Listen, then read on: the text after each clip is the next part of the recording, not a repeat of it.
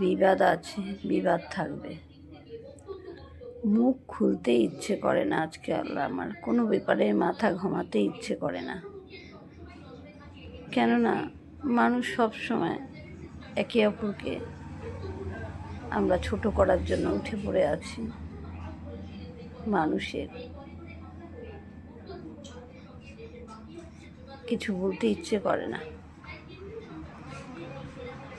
তাই এখন চুপ হয়ে গেছি, কোনো ব্যাপারে আর কিছু বলি না। যে কদিন বাঁচবো কারোর খারাপ চাইবো না,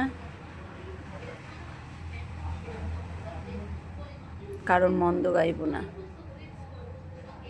পরিবারকে ভালো রাখবো, চেষ্টা করব অসহায় মানুষদের পাশে থাকার, ব্যাস। কেননা আমরা কেউ ভালো নেই। ক্ষণিকের ভালো থাকলেই আমরা কলহতে মেতে উঠি, ভাবি আমরা শ্রেষ্ঠ ভালো আছি। আসলে তা নই গো, যখন তখন বিপদ যাত্রার ঘাড়ে আসতে পারে, তাই না? শুভরাত্রি বন্ধুরা।